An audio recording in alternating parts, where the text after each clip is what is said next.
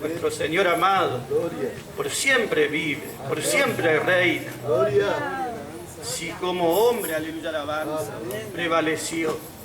Ese es nuestro amado Señor Jesucristo, hermanos, al cual le damos toda gloria, toda honra y alabanza. Tenemos el privilegio de alabarle, de adorarle, de servirle.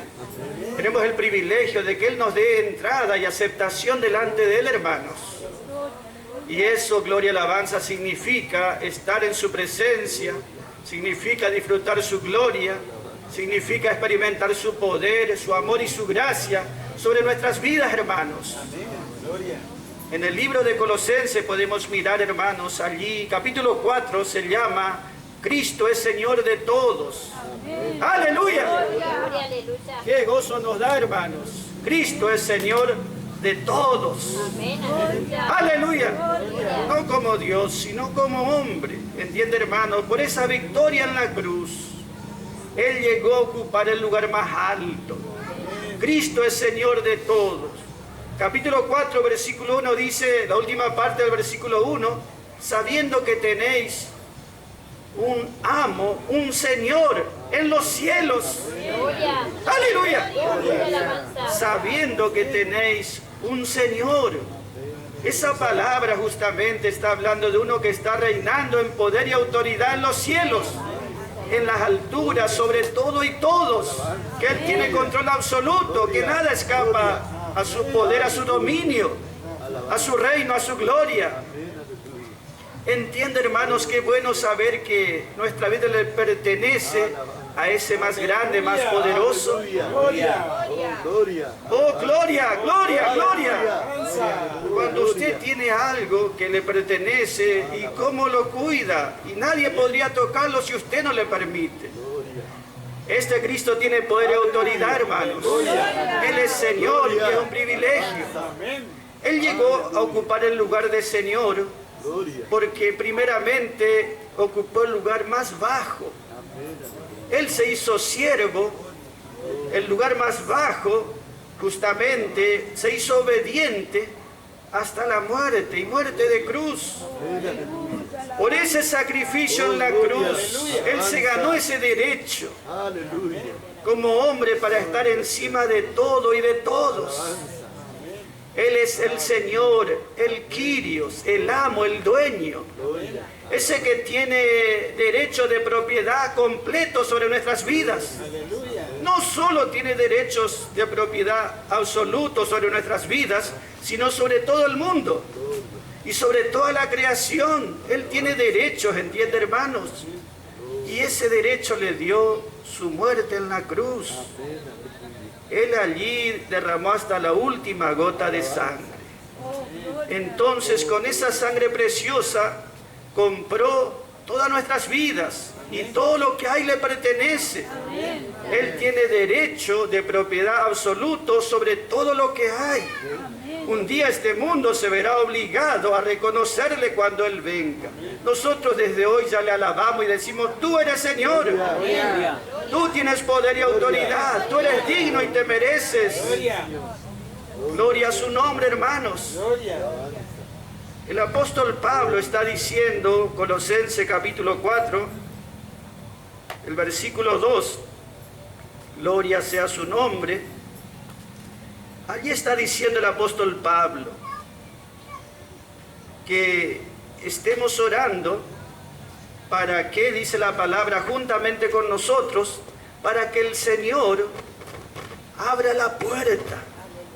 El Señor nos abra la puerta de la palabra para que pueda hablar el misterio de su voluntad, por el cual estoy preso, dice.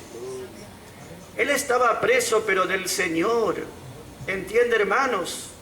Y él estaba reconociendo que el Señor está encima de todas sus circunstancias, de todas sus experiencias.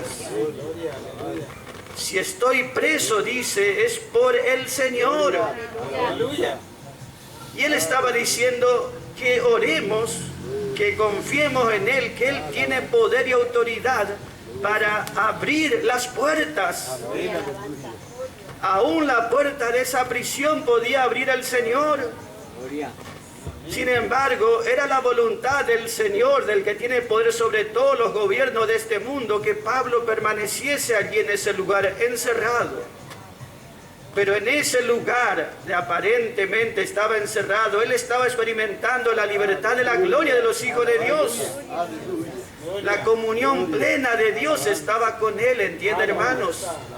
Pero él nos dice algo glorioso, que si oramos a ese que tiene todo poder y autoridad, él puede abrir las puertas. No hay puerta, hermanos, que Cristo no pueda abrir. Él tiene la llave. Él tiene la potestad y la autoridad. Gloria sea su nombre, hermanos. Él abre y ninguno cierra, y cierra y ninguno abre. ¿Por qué tiene ese derecho, hermanos? ¿Sabe por qué? Gloria, alabanza, aún de abrir no solo la puerta de una celda, sino también tiene derecho para abrir la puerta de los cielos. Gloria, alabanza, para que podamos acceder a su presencia. ¿Por qué, hermanos? Porque cuando estaba en la cruz, allí, Él compró ese derecho para nosotros. Que la puerta de los cielos se abra para que podamos acceder allí, hermanos. ¿Y cómo sucedió eso, hermanos? Cuando Él ofreció su corazón en la cruz, siendo crucificado, y una lanza atravesó su corazón, abrió su corazón de par en par. Gloria sea su nombre. Ese tiene derecho y poder para abrir las puertas de los cielos, para que provenga toda bendición, todo poder, liberación, y para que nosotros accedamos con libertad a la gloria misma de Dios. Gloria, gloria, gloria. ¿Sabe que Pablo estaba en la libertad y en la gloria? Por más que uno podía decir, no, pero está encerrado en la celda y tiene cadena en sus manos.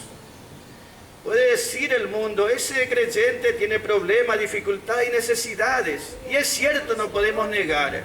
Sin embargo, ya sentimos su gloria, sentimos su poder, sentimos su presencia. Estamos libres y ya sentimos de su gloria. Aleluya, hermanos, porque Él abre las puertas. Él abrió las puertas de nuestro corazón para que recibamos su palabra. El poder de Él abrió las puertas de nuestro corazón. Él puede abrir las puertas para que esa circunstancia que nos tiene encerrados se abra, hermanos, y nos dé liberación. Ese es nuestro Señor, lleno de poder, lleno de autoridad. A Él le estamos sirviendo, a Él le estamos adorando. Decía el hermano Alberto que esa visión que tuvo Pablo allí en el camino a Damasco, Hechos 9, donde dice, Señor, Señor, Señor, tú eres el Señor. Señor, ¿qué quieres que haga? Señor, ¿qué quieres que haga? No solo, Señor, ¿qué quieres que haga? Sino, Señor, ¿cómo quieres que haga? ¿Cómo te agrada, Señor? ¿Cómo quieres, Señor, que yo te sirva, que yo me rinda, que yo te ofrezca mi servicio, mi alabanza, mi oración, mi clamor, mi testimonio? ¿Cómo quieres, Señor, que sea hecho? Y de eso habla este capítulo, hermanos. El versículo 3, mire cómo dice el apóstol Pablo. Colosenses capítulo 4, versículo 3, hermanos. Gloria sea su nombre. Versículo 4 dice, para que lo manifieste cómo me conviene hablar. Él dice, cómo debo testificar, cómo debo ministrar, cómo debo orar, cómo debo alabar, cómo debo dar la palabra o testificar. Que es parte de nuestro servicio al Señor. Y lo debemos hacer como Él quiere, como a Él le agrada, como Él se goza, hermanos, ¿entiende? Justamente Colosenses está hablando en el capítulo 2, versículo 23. Hay una frase que se llama culto voluntario, donde Pablo dice, eso no está bien, culto voluntario, que había en Colosas, pero que no era la voluntad de Dios. Ese culto voluntario quiere decir que había gente que quería servir a Dios adorar a Dios, cantar, predicar, testificar, pero lo hacía en su voluntad propia, según su gusto, según su parecer, según su agrado.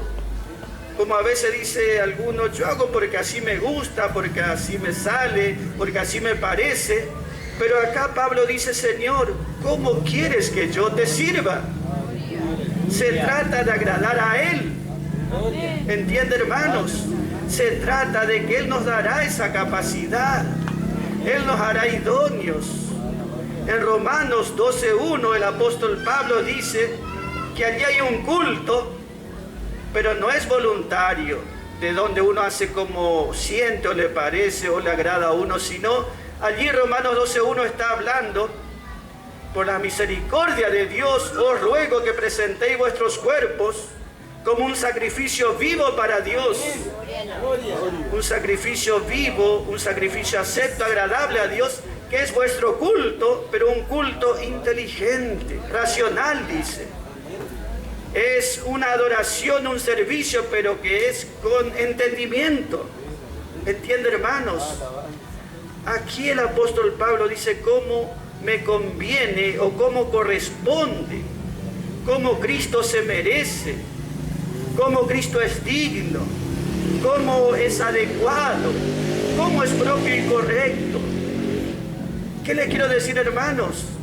No se trata solo de tratar de servir a nuestro Señor, sino hacerlo de manera que Él esté agradado, que Él esté justamente recibiendo ese gozo de nuestro servicio. Y debe hacer el creyente ¿cómo? De esa manera, un culto, una adoración, un servicio racional. Por eso, por más muchos cultos que haga en este tiempo la gente, está el culto voluntario, ese que hace según como a uno le agrada, le gusta y le parece, ese es el culto voluntario. Después está el culto en ignorancia, donde Pablo dice, Hechos capítulo 17 está hablando, y les dice a los atenienses, ellos adoraban en ignorancia, adoraban pero al Dios no conocido, ni conocían a Dios y pretendían adorarle, un culto en ignorancia. O como el Señor le dijo a la samaritana, vosotros adoráis o intentáis adorar, pero no lo que no conocéis. Pero hay un servicio que se le da al Señor que es agradable a Él, porque Él lo da a través de su palabra y nos hace comprender, hermanos. Entonces nuestro servicio, nuestra adoración, nuestra alabanza, no es porque uno se siente bien o a uno le hace bien, sino que lo hacemos porque estamos mirando la voluntad de Él, lo que a Él le agrada y cómo a Él le agrada. Por eso Pablo siempre está diciendo que pueda manifestar esta palabra, que pueda hablar como conviene, cómo es adecuado, cómo es correcto, cómo justamente al Señor le agrada. Y ese debe ser el deseo de nuestro corazón. Tenemos un Señor y no basta con que yo esté contento, sino que Él esté contento, que Él esté agradado. Y justamente para Pablo era importante eso, hermanos, porque si estamos sirviendo en su voluntad como a Él agrada, como a Él desea, eso significará que Dios seguirá abriendo las puertas, que el Señor seguirá obrando, que Él seguirá ministrando, que Él seguirá dando libertad, liberación, verdadera victoria, verdadera liberación, porque ya no es el hombre ni su intención, sino es Cristo el poderoso, el Señor de señores, el Rey de reyes, donde Él está allí obrando. Él tiene derechos de propiedad absolutos sobre la vida de cada uno de nosotros. Somos como una propiedad donde no hay restricción, ¿entiende, hermanos? Para Él. Él tiene derechos absolutos sobre nuestras vidas por causa de su obra en Calvario. Y nosotros gustosamente nos rendimos a Él, nos entregamos a Él, sabiendo que será para bendición grande, hermanos. Para gran bendición, gloria, alabanza. Entonces lo que le quiero decir, hay una manera de testificar, de ministrar, de alabar, de orar, de hacer una reunión. Hay una manera, hay un molde, hay un modelo, hay una forma. Y Pablo dice que oremos, dice, para que pueda hablar como conviene, como es adecuado, como se debe. Eso va más allá de la intención nada más, sino que Él nos da esa capacidad por su palabra y su Espíritu Santo. Aquí sigue diciendo Pablo en Colosenses capítulo 4 que estamos mirando, versículo 6. Dice así, hermanos: sea vuestra palabra siempre con gracia, sazonada con sal, para que sepas, para que entiendas cómo conviene responder a cada uno. Él dice: sea vuestra palabra siempre con gracia. Sea que cantemos, sea que demos la palabra, sea que oremos, siempre con espíritu de gracia. Siempre que lo hagamos, gloria y alabanza, que sean palabras de gracia. Lo dice a veces, sino siempre. Por eso es importante que nosotros nos atengamos a esa manera, a esa forma, a ese modelo que es la gracia y gloria. En estos tiempos existen infinidad de modelos, de formas o maneras de que intentan agradar a Dios, servir a Dios. Pero no quiere decir que Dios esté agradado, contento o que apruebe. Dios permite. Libertad permisiva se llama, voluntad permisiva. Pero Él no está dirigiendo, Él no está allí respaldando, Él no está siendo glorificado. Es el hombre en su culto voluntario que lo hace, pero no está respaldado por Dios. Hay un orden divino, por eso, ¿cómo? Quiere decir la forma, hay un modelo, hay un molde, y ese está en la palabra. Y nosotros somos siervos de ese Señor, que Él no nos pide a nosotros el consejo, sino ni nos pide sugerencia. Él dice, así hay que hacer, y de esta manera es la forma. Y nosotros decimos, amén, Señor. Amén, Señor. Que vuestra palabra sea siempre, siempre con gracia. No entra en el servicio a Dios otra cosa para Él, que Él pueda aceptar que no sea la gracia. Tiene que ser con espíritu de gracia, tiene que ser palabra de gracia. Y aún más dice Pablo, que sea sazonada con sal. Ese quiere decir, hermanos, que Dios esté agradado, que Dios realmente, así como cuando a uno le sirven una comida, le ofrecen una comida, uno siente justamente cuando está bien hecho, bien elaborado. Sazonado quiere decir algo preparado. Y al Señor le agrada, hermanos. Y Él recibe justamente este servicio que hacemos para Él. Y Él nota si en este servicio, esta ofrenda para Él, este presente para Él, este sacrificio para Él, Él siente si tiene sal o no tiene. La sal se manifiesta, entiende, hermanos, si hay, es algo que uno puede darse cuenta. Y nosotros, hermanos, siempre tenemos que ver que la palabra dice que sea sazonado nuestro presente, nuestra ofrenda, nuestra vida rendida, nuestro servicio para Dios, siempre sazonado con sal. Que Dios se sienta agradado, que Él esté justamente siendo agradable, hermano, lo que estamos haciendo para Él. Hay un versículo, hermanos, en el libro de Levíticos, Antiguo Testamento, capítulo 2, versículo 13, y allí habla de la sal. Capítulo 2, versículo 13, y 3 veces habla de la sal allí, y está hablando Levítico está hablando del manual del sacerdote, cómo ellos debían ofrecer su sacrificio a Dios. Tenían un manual, las instrucciones, nada se dejaba libre albedrío, al gusto de ellos, sino que era como fueron enseñados. Nosotros también, como somos enseñados, también lo hacemos para Dios, hermanos. Y somos enseñados por su palabra de gracia y gloria. Y allí Levíticos, el manual del sacerdote, porque había una manera determinada para que Dios acepte esos sacrificios. Y como dice versículo 3, hermanos, si alguno tiene puede leer. Amén. Y sazonará con sal toda ofrenda que presente y no harás que falte jamás de tu ofrenda la sal del pacto de tu Dios. En toda ofrenda tuya ofrecerás sal. Amén, 3 veces. Y jamás tiene que faltar la sal. Cuando vos traes tu ofrenda al altar, está bien que traigas un becerro, una oveja, un cordero, pero siempre tiene que estar la sal. Siempre, aunque sea algo pequeño, uno puede decir, sin embargo, para Dios tiene valor eso que es pequeño. Siempre, nunca debe faltar esa sal del pacto de sal, está diciendo también allí, que habla del pacto de gracia. Entiende, hermanos, que Dios le dio esa indicación y ese altar está hablando justamente que es como la mesa del Señor donde Él se sirve y donde Él recibe esa ofrenda, ese presente.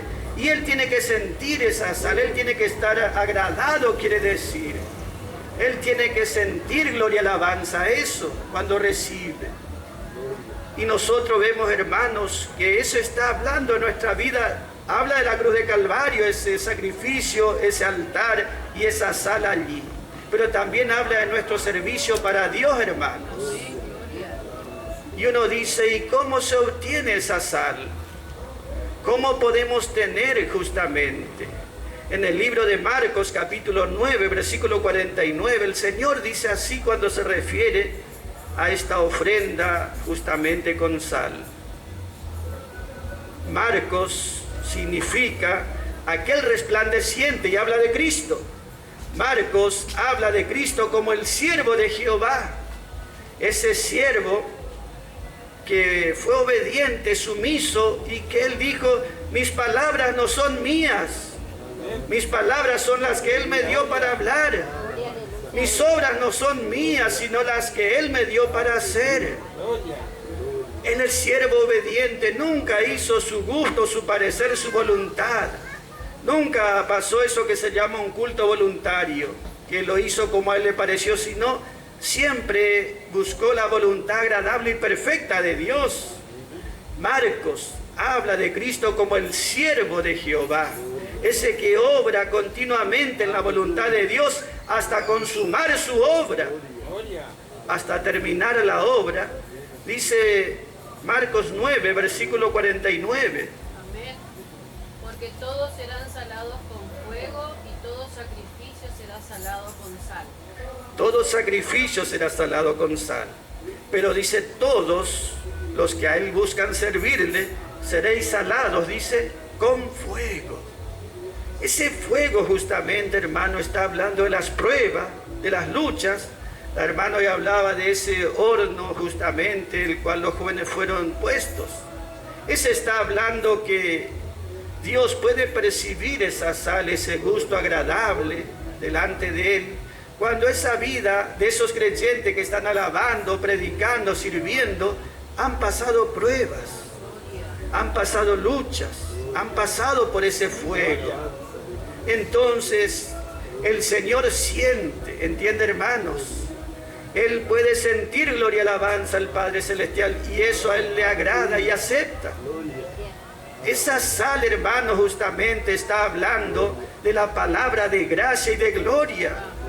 Está hablando del mensaje y está hablando de las experiencias que nos toca pasar por causa de esta palabra. Como Pablo, que tenía que estar preso, pero él dice, es por causa de este mensaje. Y si Dios quiere, me librará de esta prisión. Y si es la voluntad de mi Señor que yo siga en ese encierro, Él hará su voluntad. Y me dará la fuerza, la fortaleza y la unción. Entiende, hermanos, hay un solo Señor sobre principados, sobre potestades, sobre gobernadores, sobre el mundo. Y solamente Él tiene poder y autoridad sobre nuestras vidas. Y lo que nos acontece, lo que experimentamos, lo que nos sucede, Él está detrás. Él está detrás.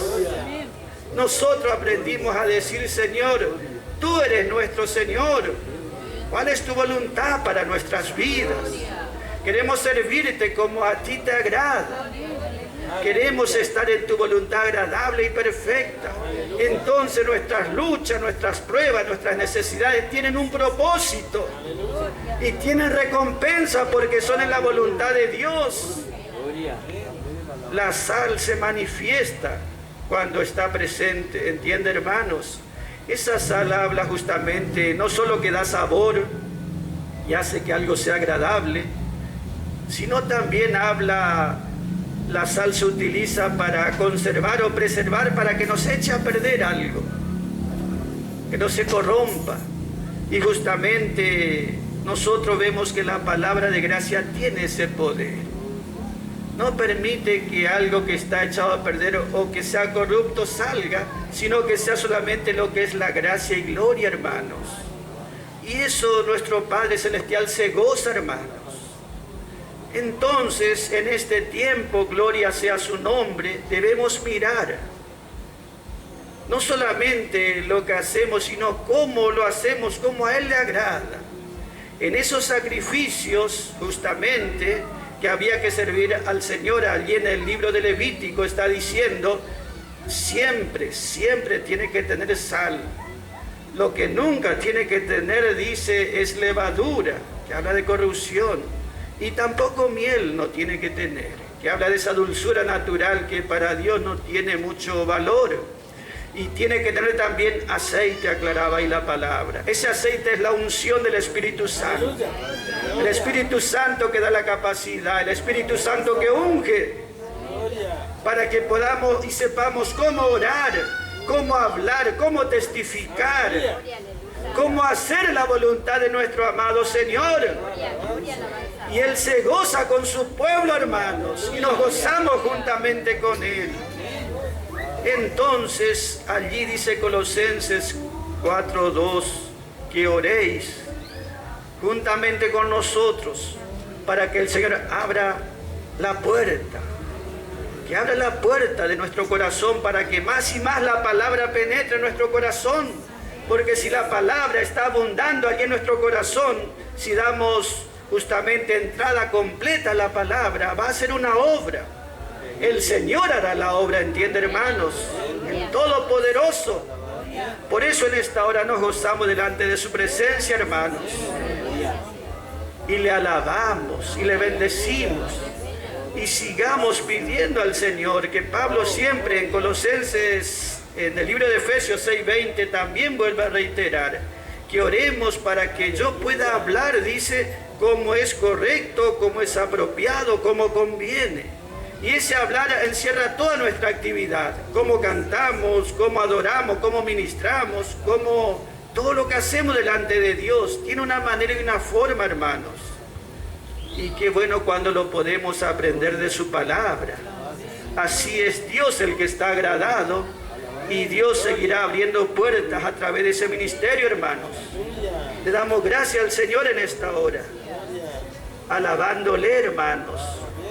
Entonces esa sal que Él tanto percibe y le agrada y pide y requiere, cuando llega a nosotros, cuando pasamos luchas y aún así seguimos alabando, cuando pasamos problemas y dificultades y aún así seguimos fieles a Él. Él se está hablando de una fe, de una fidelidad al Señor que va más allá de las circunstancias, hermanos. Hay un Señor, hay una voluntad, y si estamos en esa voluntad, Él es responsable de todo y de todos, hermanos. Él cuida de cada uno de los suyos. Entonces ya no se trata justamente todos los derechos que yo tengo, sino los derechos que Él tiene sobre mí. Por eso estamos en esta noche reunidos y congregados, hermanos. Podemos cantar una alabanza para la gloria de su nombre.